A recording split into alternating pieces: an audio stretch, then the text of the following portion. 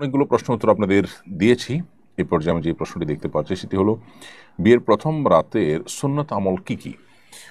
অনেক বর বউ বাসর ঘরে 2 রাকাত নামাজ আদায় করেন, বউ বরকে দুধ খাওয়ান, এরকম নানা প্রচলন আছে। কোরআন সুন্নাহ মোতাবেক আমল কি? আমি শিগগিরই বিয়ে বিয়ে করতে যাচ্ছি, আমার জন্য কল্যাণে দোয়া করবেন।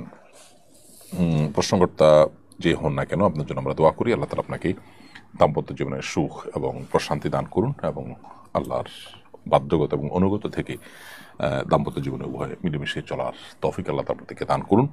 আর আপনার প্রশ্ন উত্তর হলো যে জি, সুগন্ধি ব্যবহার করবেন, এটা উত্তম সন্দেহাতীতভাবে। বিশেষ করে স্বামী স্ত্রীর প্রথম সাক্ষাতে একে অন্যের প্রতি ভালোবাসা এবং আকর্ষণ এটা যেন তৈরি হয়, সেজন্য সুগন্ধি ব্যবহার করা ভালো।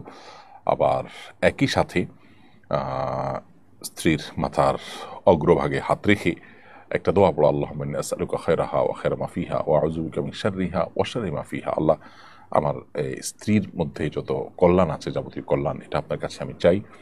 আর কোনো অকল্যাণ থাকলে সেটা থেকে আমি পানাহ চাই, তার ক্ষতি থেকে আমি মুক্তি চাই। এরকম দোয়া পাঠ করা মুস্তাহাব, হাদিসে এটি রয়েছে।